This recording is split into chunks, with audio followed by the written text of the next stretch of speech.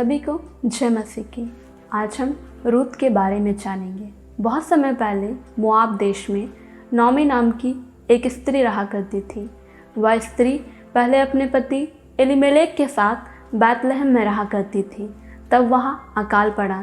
तब नौमी और उसका पति रहने के लिए मोआब देश को चले गए। उनके 2 पुत्र थे। कुछ समय बाद उसका पति एलीमेलेक मर गया। तब नौमी अपने पुत्रों के साथ अकेले रह गई। तब नौमी ने अपने दोनों पुत्रों का विवाह मोआबिन स्त्रियों से किया। एक का नाम ओरपा तथा दूसरी का नाम रूत था। कुछ समय बाद ऐसा हुआ कि उसके दोनों पुत्र भी मर गए तथा नौमी बिना पुत्रों तथा बिन पति के हो गई और उसकी बहुएं ही उसके साथ रह गई। तब नौमी ने यह सुना कि यहोवा ने अपनी प्रजा की शुद्धि ली है और उन्हें भोजन वस्तुएं प्रदान की हैं। तब नौमी ने यह निश्चय किया कि वह अपने देश बैतलहम वापस चली जाएगी। तब वह अपने दोनों बहुओं समेत मार्ग में ही थी, तो उसने अपनी दोनों बहुओं से कहा, तुम अपने अपने देश वापस चले जाओ, क्योंकि वह उससे स्नेह करती थी। वह नहीं चाहती थी कि उसकी बहुएं बिन पति के जीवन व्यतीत करें। नौमी ने उनसे कहा, तुम फिर से पति कर लो, यहोवा तुम्हें आशीष करे। वह बोली, मैं अब बूढ़ी हो चुकी हूँ और ना मेरा पति है कि मैं तुम्हारे लिए पति करूँ, तो तुम मुझे छोड़कर वापस चले जाओ, क्योंकि मैं नहीं चाहती हूँ कि मेरा दुख तुम पर पड़े। तब उसकी बहू ओरपा ने कहा, जैसा आप कहेंगी मैं वैसा ही करूँगी। ओरपा ने अपनी सास को चूमा और वहाँ से चली गई, परंतु रूत उससे अलग ना हुई। नौमी ने रूत से कहा कि ओरपा चली गई है, तुम भी चले जाओ। परंतु रूत ने कहा, तुम मुझसे यह विनती ना कर कि मैं तुझे छोड़कर चली जाऊं, क्योंकि जिधर तू जाए उधर मैं भी जाऊंगी। जहाँ तू टिके वहाँ मैं भी टिकूंगी। तेरे लोग मेरे लोग होंगे और तेरा परमेश्वर मेरा परमेश्वर होगा। जहाँ तू मरेगी वहाँ मैं भी मरूंगी और वहीं मुझे मिट्टी दी जाएगी। मृत्यु को छोड़ और कोई कारण मैं तुझसे अलग ना होने पाऊँ। रूत और नौमी बैतलहम चले गए। नौमी के पास कुछ भी नहीं था। वह खाली हाथ बैतलहम में वापस आई। बैतलहम में उसके पड़ोसियों ने उसे कुछ खाने पीने को दिया। इसके बाद रूत ने नौमी से कहा कि मुझे किसी खेत में जाने दे, ताकि तेरा और मेरा गुजारा हो सके। तब उसकी सास ने उससे कहा, जा बेटी। इसलिए वह खेत में गेहूं लवने के लिए पहुंची। जिस खेत में वह गई वह संयोग से नौमी के कुटुंबी बोआज का था। और बोआज बैतलहम में आकर लवने वालों से कहने लगा, यहोवा तुम्हारे संग रहे। और वे उससे बोले, यहोवा तुझे आशीष दे। तब बोआज ने रूत को काम करते देखा, तो उसने अपने सेवक से जो लवने वालों के ऊपर ठहराया गया था पूछा, वह कन्या कौन है? सेवक ने उत्तर दिया, यह वह मोआबिन स्त्री है जो नौमी के साथ लौट आई है। तब बोअज ने रूत से कहा, तू किसी दूसरे खेत में ना जाना, मेरी ही दासियों के संग यहीं गेहूं बटोरना। और यह भी कहा कि किसी खेत पर ध्यान ना देना, इसी खेत पर ध्यान देना और इन्हीं के पीछे चलना, और कोई तुझे तंग ना करेगा। और जब तुझे प्यास लगे तो तू बर्तनों के पास जाकर पानी पीना, जिसे जवान लोग भरते हैं।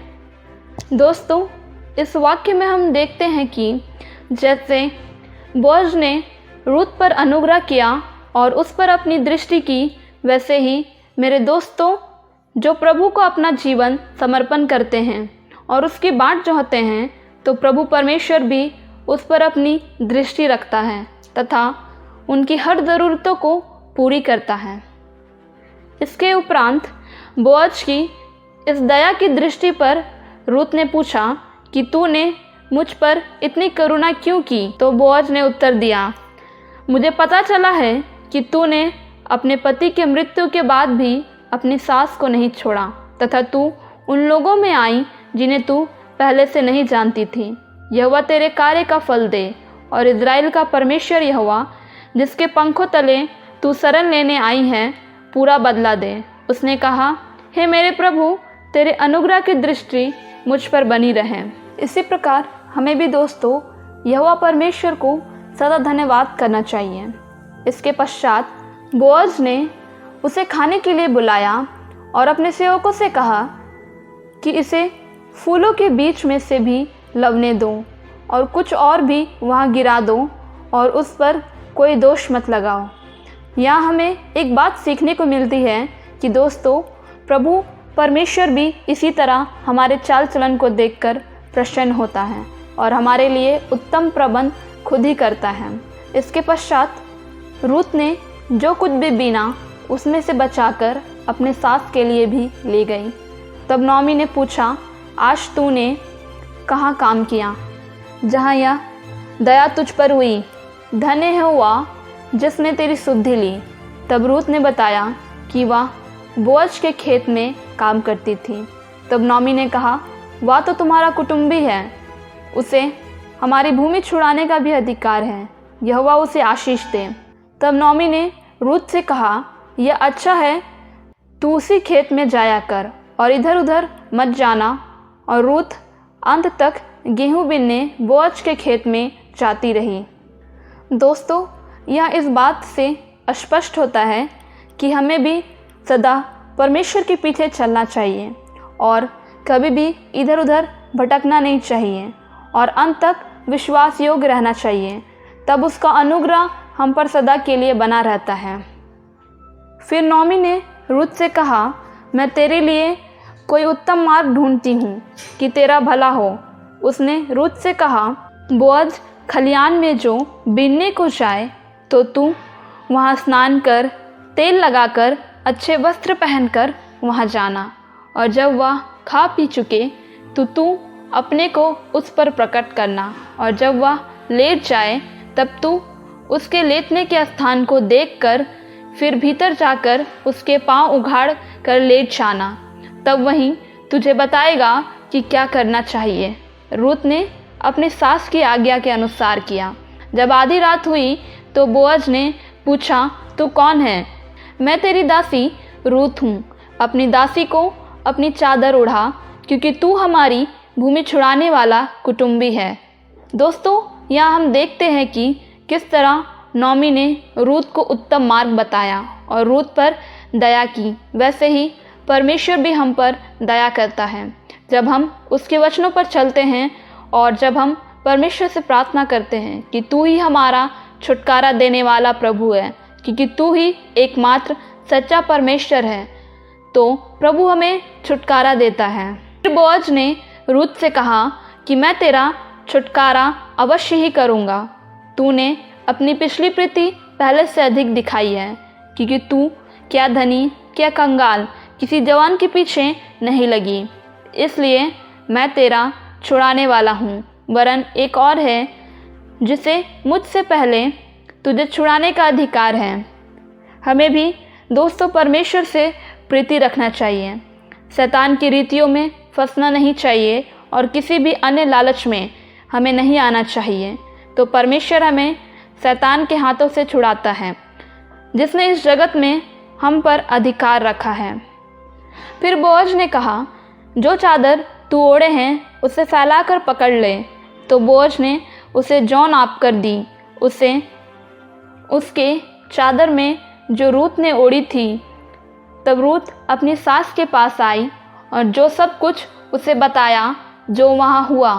उसने कहा, यह जो अपनी सास को देना, छूटे हाथ मत जा। नॉमी ने कहा, चुपचाप रह, वह पुरुष आज यह काम पूरा करेगा।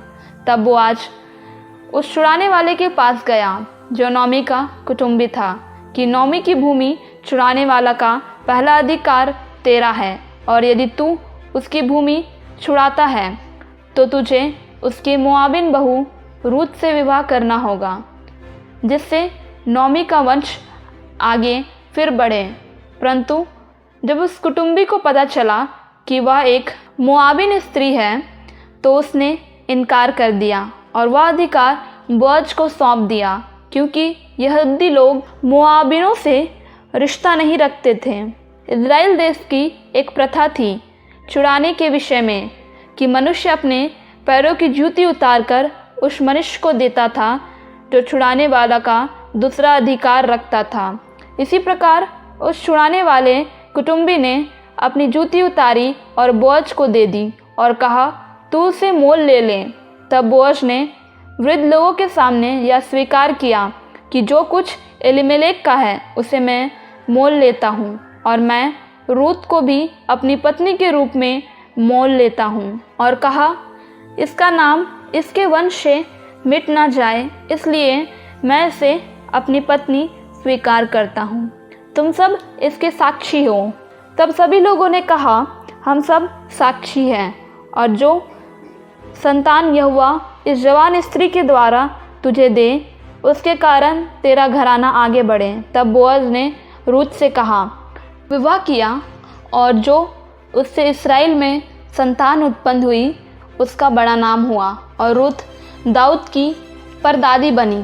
इस कहानी का पूरा सारांश यह है दोस्तों कि जब हम परमेश्वर में हर परिस्थिति में बने रहते हैं और किसी भोग विलास की चाह में नहीं जाते तो परमेश्वर का अनुग्रह हम पर होता है और वह हमें शैतान के बंधनों से छुड़ाकर आशीष का वारिस बना लेता है, जैसा रूत ने किया। उसने अपनी सास को नहीं छोड़ा वरन आज्ञाकारिता में सदा उसके साथ बनी रही और उसकी सेवा टहल की और बोअज पर भी पूर्ण रीति से अपने आप को प्रकट किया। इस वीडियो में अंत तक बने रहने के लिए मैं आप सभी का धन्यवाद करती हूँ। इस वीडियो को लाइक करें, शेयर करें और चैनल को सब्सक्राइब भी करें।